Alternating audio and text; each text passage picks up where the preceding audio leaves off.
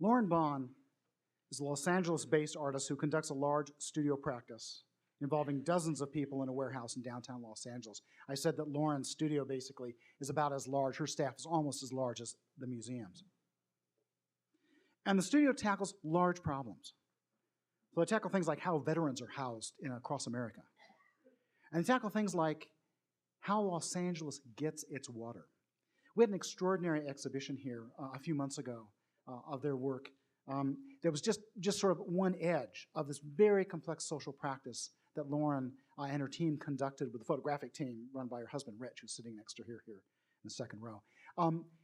Some of you came and you saw those extraordinarily beautiful, strange photographs of the Owens Dry Lake. They were actually made by the lake itself. These are wonderful photographs developed actually by burying them in the ground and letting the chemicals in the ground develop the photographs.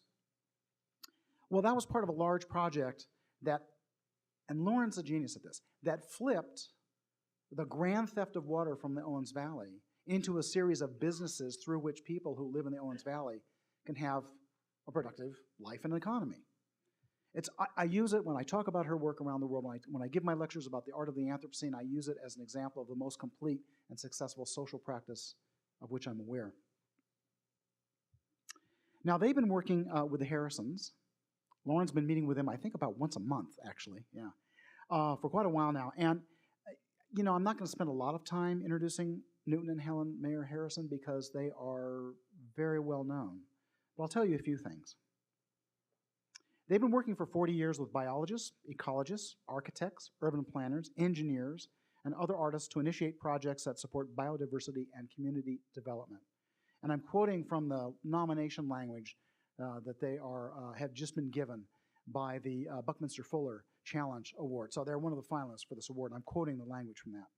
They are historians, diplomats, ecologists, investigators, there's that word again, emissaries, and art activists. Their work proposes solutions and involves not only public discussion, but extensive mapping and documentation of these proposals, first in an art context and then in the public realm. Look, these guys have been working all over the world. They get most famous early on in the 70s. They're teaching at UCSD, and they're working on the lagoon, the La Jolla Lagoon, which is kind of dying. And they develop a way to help that lagoon come back to life, and they start working on lagoons around the world. Nowadays, they deal with things like the Tibetan Plateau. We started working on a project with them several years ago in the Sierra Nevada, and I'm going to talk more about that when I introduce their brown bag luncheon just before you all go upstairs, and Colin then gives you a more thorough introduction about that. What I want to do right now is bring Newton up first, who's going to talk for a little bit. Then Helen's going to come up and read a text. Then Lauren's going to come up and talk, and they're all going to convene on the couch and have a little conversation in front of us. It's not really a Q&A. It's for them to have a conversation to reveal their working practice. So, Newton, come on up, buddy.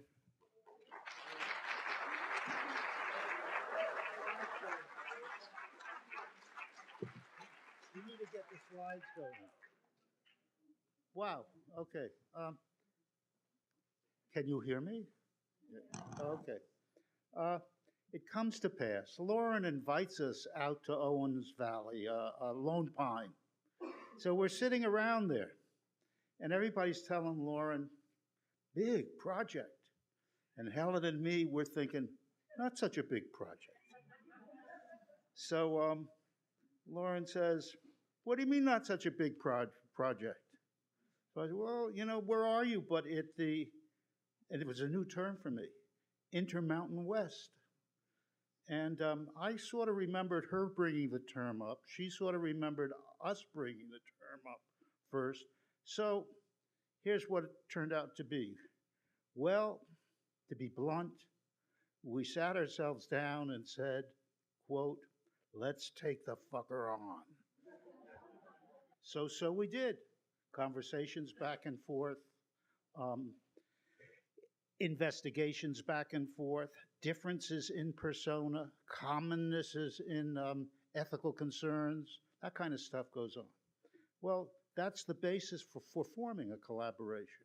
What shows up here in this first draft, let me say, is both similarity and difference.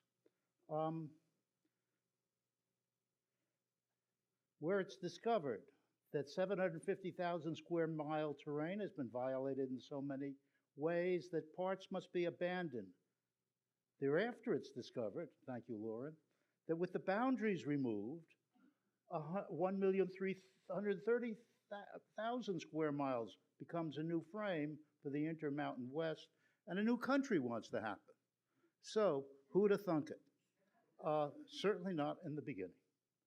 So, also shows up a kind of difference in the way we map, but not a difference in what we mean when we map.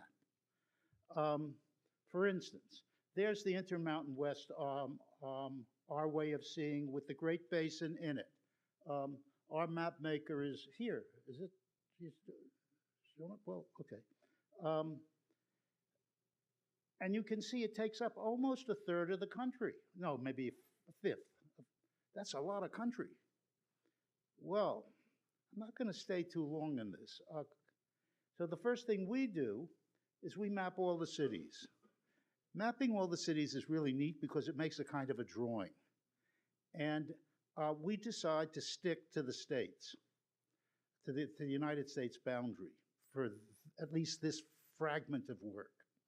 And it sort of shows up that the Intermountain West has fewer people than most places. It's a good idea that it has fewer people because it's the most violated place on the country. We think, we'll get to it later, that things like this took it up. Look at it. It's the most atom-bombed place in the country. The idea that we would be afraid of others and then bomb ourselves in response is beyond belief.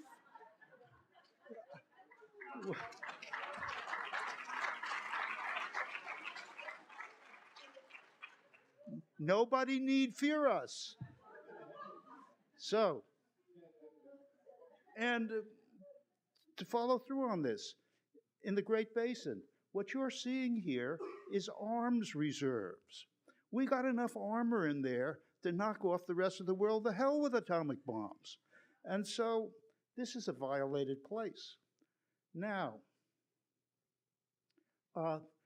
so there's the mapping of the influence of radiation. So with that in mind, wait a minute, we'll get one other thing out. And you can see that, yes, radiation fades out, but something else happens. In some places, you're looking at 10 and 50 and 100,000 year negative impacts, particularly in the center. And again, when you look at that map, it's a relief that there are fewer people there. So, what Helen and I have designed for ourselves and for Lauren is out of our force majeure works. And the force majeure works simply say, you know what? Tell me when I'm 5 minutes into this thing. I'm 5 minutes? Okay, I got 3 more minutes and I got to hop. But before I do that, Helen has to do a reading. So our force majeure works simply say, you know, our method of taking things from all systems weakens the systems. And we take but don't give back, whereas nature takes and gives and takes. That's why nature gets stronger over time, and we will get and are getting weaker over time. Within that context, I'd like Helen to do a quick reading. It's reflecting on the laws of the conservation of energy and applying them to the exploitation we have of ecosystems. Matter energy can be transformed from one form to another. Matter energy can neither be created nor destroyed. When matter energy is transformed from one form to another, there is a net loss of available energy. This loss is called entropy. A system has been transformed and thus lost energy, moves towards higher entropy then. A system that has all its energies intact is a low entropy ecosystem. If a forest in a watershed is clear cut, all the energies in the wood are transformed and dispersed. The energies within the topsoil, that is, the energies embedded in the earth-dependent habitats, supporting a majority of multiplicity of lives, are a consequence of erosion and are dispersed. The entropy of the watershed can be increased by the reversal of these energies. Since the energies so dispersed cannot be retrieved, what then, watershed? What then can we do? And very good.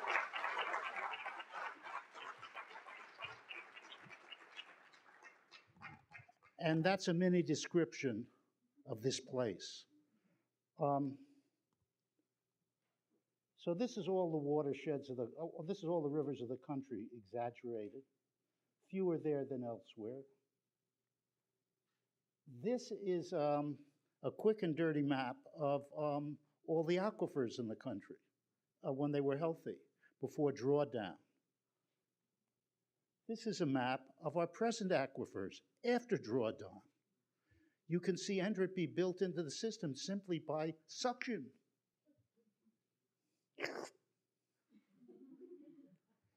This is a heat map. It's what will happen in the country maybe 80 years from now. The hottest part is, guess what? Our place, our little place. Look, when it heats up like that, this would be the farming that exists there. When it heats up, it gets cut in half to less. That's the grasslands that exist there. A lot of cattle. When it heats up, you lose about 60–70%. What will they graze on? The forests that are there. When it heats up, you get maybe a 70% loss and a 70% species loss. Therefore, our proposal, seen simply, is time to abandon this place. Yeah, it's time to abandon this place. And then let's set in place a rehabbing of that place where slowly, by teams, you make a corridor from Canada to Mexico and bring life back there. So we took a look at the map of it from a point of view of who owns what. The Bureau of Land Management and all government entities own much of it. That is, we the people own it. And so we the people can sort of tell them what to do if we're the courage to so do. It's within this context. I'd like Lauren to come up here because she had a way of mapping, which we copied here as a sort of thank you. And if you look, there's the Intermountain West, and there's a large white shape there, which she will begin to talk about.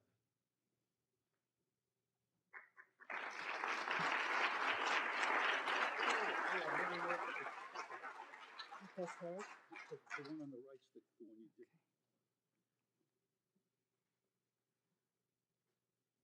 Where it's discovered that a different form of mapping better carries the idea of a country wanting to form and becomes the basis for a first dialogue addressing such an event. We who aspire toward a nation that protects living things find it difficult to escape the irresponsible actions that have rendered vast territories of our continent unusable.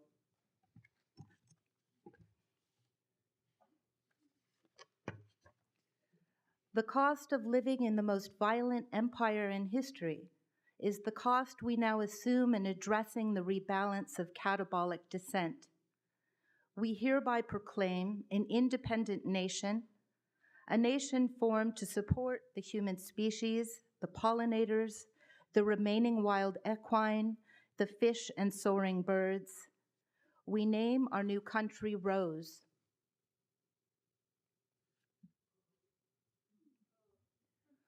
Rose is a coalition of watersheds. It includes the Colorado River watershed, the Columbia River watershed, the Great Basin, the Gulf of Mexico seaboard, the Pacific Ocean seaboard, and the Rio Grande. Here's our analytical map of our inheritance, the as-built of the North American continent, with the major water bodies and the major tributaries that fall from there. Here's a contour map of the North American continent, and you can see the as-built of the mountain ranges as dark black lines and the deserts in white. The sea, of course, is also white as the lowest contours. You can see the Great Basin and the Sierra. You can see the Central Valley of California. And what's tinted pink is the beginnings of the footprint of the nation of Rose. The coalition of watersheds, as Newton and Helen have already explained, has the least presence of human impact and the most presence of the violence exacted in the North American continent. The orange dots here are uranium mines that are mostly concentrated around the Colorado River, which was the river that John Wellesley Powell is so well known for exploring. And John Wellesley Powell is also the explorer who the United States commissioned many explorations across what was known as the arid lands, and he came back with a very sensible way of looking at habitation of the arid lands, which was that we should live within the concept of the drainage basin, that the Intermountain West was largely geographically about ridges and basins, and all of those basins contain the remainder of the two great ancient lakes, Bonneville and Lahontan. So while the land is arid, the basins are actually full of water, and any settlement could survive if we learned basin by basin how to govern ourselves. So his proposition in the 1870s and the 1880s, when the United States was looking to acquire the arid lands, was that we think not about land acquisition, but we think instead about think of water basin government. So the coalition of Rose, the country that we propose forming so that we can allow entropy rebalance to occur, is in many ways part of this re-looking at the Powell map to use some animation to explain the hydrology of the area. I used a legal format called a convention. The UN allows conventions to be read, which allow for the redefinition of country or continent. Gandhi, for example, wrote a convention that he delivered at the UN on human rights. What I'll read with this animation of the hydraulics of Los Angeles and its relationship to the Intermountain West is a convention on the elimination of all forms of aggression on the watersheds of Rose. No. We define ourselves as a nation for the purpose of a common language. Natio, or the place that we're born, is a term which unites us rather than separates us in the way prior national boundaries have often done so. We do so with the single purpose of healing and supporting the watersheds of our common asset, the peaks and valleys of the Intermountain West, and forming this coalition to speak for all those living beings who cannot speak for themselves, the vanishing wild animal kingdom that still survives in Rose Cow, or the coalition of watersheds.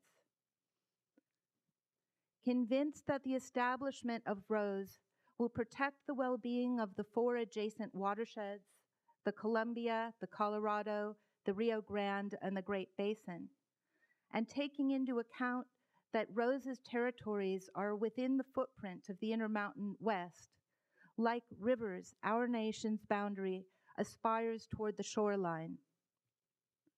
Part 2, bearing in mind that whenever possible, we, the citizens of Rose, will not tolerate any aggression towards our watersheds, including, but not limited to, exploitive mining operations, energy grids that compromise life forms, toxic residue burials, desecration of sacred spaces, outmoded short-term gains to support mega-developments in outside watersheds. Part 3, emphasizing that parts of the Great Basin, Columbia and Colorado watersheds are highly damaged by uranium mines, nuclear test sites, and plutonium production. In addition, the Columbia River and Colorado River and Rio Grande are polluted by agricultural runoff, human waste, and industrial pollutants such as arsenic, dioxin, and PCBs. The Colorado River, Columbia River, and Rio Grande are heavily dammed to provide power for major cities, and water for agriculture drastically changes the river's ecosystems and jeopardizes the survival of native and anadromous fish populations. Part 4, aware that the snowpack of the Sierra Nevadas, the Rocky Mountains, and the Cascade Range has been fully allocated for human use, leaving very little water for ecosystem functions. The current economic growth model is incongruent with the physical reality of water availability in the watersheds of Rose. Bearing in mind that global warming is threatening the coastlines on both sides of the continent and will likely have a destabilizing effect on climate throughout the world, the country of Rose is formed to face the challenges of adaptation to new climatic conditions and the goal of preserving life for all living beings. Affirming that Rose accepts responsibility for the glacial time rebound of our common watershed, together we organize ourselves around tending to this long-term patient waiting rather than exploiting her natural assets for short-term gains. So we're issuing a new passport to the country of Rose, or the Coalition of Watersheds, and you can become a dual citizen of Rose. To apply, you can just go to the Metabolic Studio website and become part of our database. This is, of course, part of the Metabolic Studio's belief that artist-led action is a true remaining liberty of the American system. We acknowledge that there are very few countries in the world where you could have an art conference and feel fairly secure in criticizing the stewardship that your country has given the world and declare as an art action a new nation.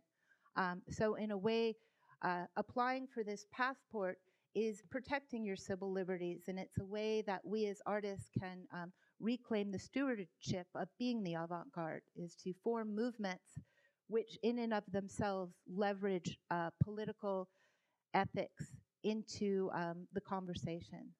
So with that, I'd like to open it up to my colleagues, my esteemed colleagues, Helen and Newton, for a 5-minute conversation together on our work. Rich Nielsen is a master printer in Los Angeles who's worked with many of the best artists on the West Coast and around the country. And he has produced the passport, which is a beautiful object.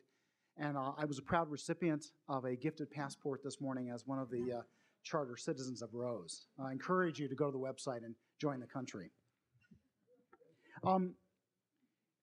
You guys are going to have a brief conversation about your working practice, and then we're going to ask Ed and Susanna to come up and join you after a few minutes. Susanna, to join you for just a short question about teamwork, and maybe if we have time, we'll have a question and answer session, but we'll see.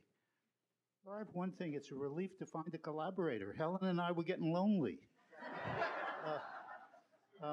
You should ask yourselves, how many people are actually working at scale? By I mean, like, say, there's 2 million square kilometers viable on the Tibetan Plateau.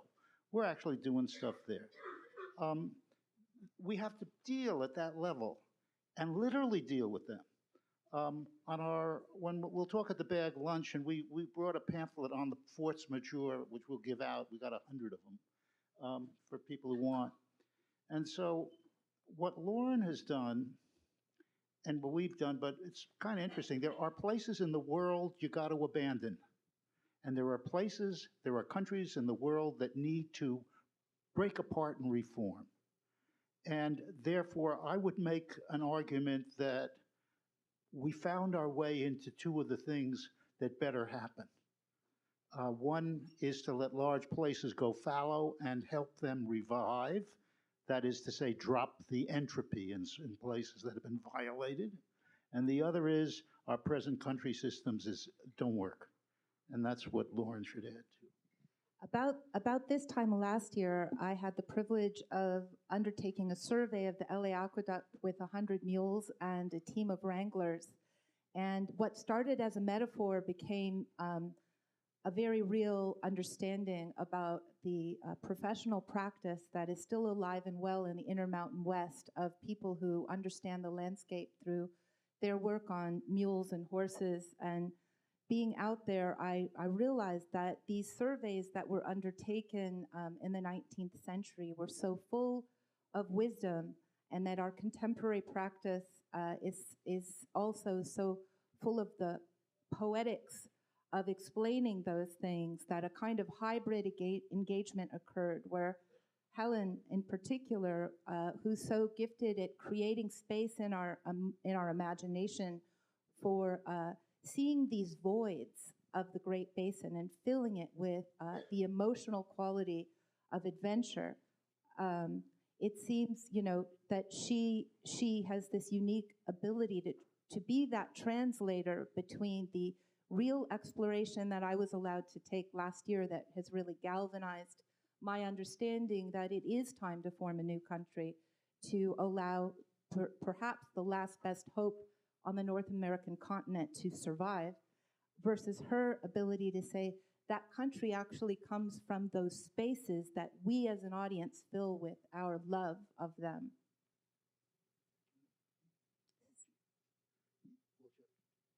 Well, the empathy issue for a second. It worked. Here, this one. Try that. Just Okay. go for a moment. Hello? What they're talking about there is empathy. That is feeling for the land. And if we do not feel for the land, we can watch it be destroyed and turn our heads the other way. But we are now getting to be old enough to know better, to know that the land has more to offer us than we have to offer for the land. But we have to think, what can we offer to the land? What way can we care for it that will help the land and will help us? Because anything that helps the land will help us. And thanks. Please pay attention.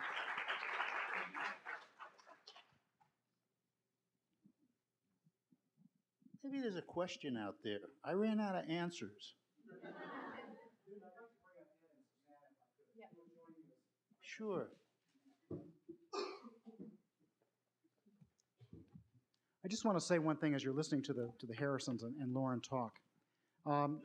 You keep hearing us, or keep hearing me, I guess, talk about the different books that we're publishing. And I just want to say that Helen and Newton have been working on for the last more than a year all of the backstories behind their projects and their 40-year practice. That's been assembled into a 500-page plus manuscript.